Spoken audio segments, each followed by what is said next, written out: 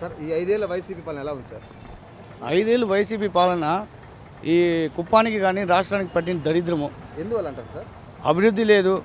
ఇక్కడ చదువుకున్న విద్యార్థులు అయితే ఎవరైతే ఉన్నారో చాలామంది నిరుద్యోగులు మిగిలిపోయినారు. ఒక క్యాపిటల్ లేదు, 3 క్యాపిటల్ 4 క్యాపిటల్ అని చెప్పి 5 ఏళ్ళు ఇలాగే ప్రజలను మోసం చేసుకొని వచ్చాడు. ఎక్కడ ఒక సాఫ్ట్వేర్ కంపెనీ లేదు.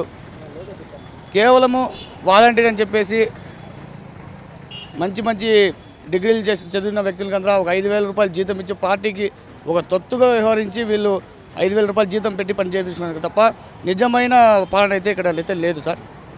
సార్ వైసీపీ వాళ్ళు ఏమంటున్నారంటే కుప్పానికి నీళ్లు తెచ్చింది మేమేను కాబట్టి కుప్పంలో ఈసారి చంద్రబాబు ఓడిస్తామంటున్నారు. ఈ కుప్పానికి నీళ్ళు తెప్పించాలని థాట్స్ ఎవరికి వచ్చింది? ఫస్ట్ చెప్పండి. ఇక్కడ మారుమూల కుప్పంకి ఇన్ని సంవత్సరాలు వైఎస్ఆర్ ఉన్నప్పుడు కూడా ఈ కుప్పానికి ఇక్కడ అందరినీ నీళ్ళు తీసుకురావాలని కానీ కృష్ణా జలాన్ని తీసుకురావాలని కూడా ఆయనకి లేదు. ఇక్కడ పునాది లేచింది చంద్రబాబు నాయుడు. 87% పూర్తి చేసింది నారా చంద్రబాబు నాయుడు. ఆ తర్వాత జగన్మోహన్ రెడ్డి కూడా ఇప్పుడు కూడా పూర్తి లేదు. ఎక్కడ చూడండి, ఎక్కడ నీళ్ళు కనబడితే ఎక్కడ నీళ్ళు లేవు. అది ఓన్లీ ఎన్నికలకి ఈ ముందు ఈ డ్రామాలు జరుగుతాయి తప్ప ఇంకెటువంటి ఇదే తెలియదు. 100% ఈసారి నారా చంద్రబాబు నాయుడు సీఎం అవుతారు. మా కుప్పంకే కాదు ఈ రాష్ట్రం అంతా థాట్స్ ఇది. ఖచ్చితంగా ఈసారి తెలుగుదేశం పార్టీ అధికారం రావాలని కోరుతున్నాం. ఒక సామాన్య ప్రజగా నేను అడుగుతున్నా, ఈసారి చంద్రబాబు నాయుడు రావాలి. కుప్పంలో కూడా బాబుని ఓడిపిస్తామంటున్నారు వైసీపీ వాళ్ళు. తిప్పుతారు మీసాలు తిప్పి, అధికార పార్టీలు అందరూ మీసాలు తిప్పుతారు.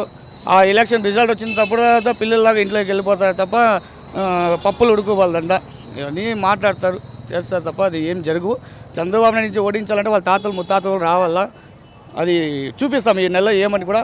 మా ప్రజల చేతిలో మేము బుద్ధి చెప్తాం ఏ విధంగా ఓట్ల రూపంలో కానీ అది ఏ విధంగా వాళ్ళు మేము ఎలాగైతే జగన్మోహన్ రెడ్డిని గెలిపించుకున్నామో అదేవిధంగా ఇక్కడ రాష్ట్రాన్ని కూడా అభివృద్ధి చేయాలని సాధిస్తాం.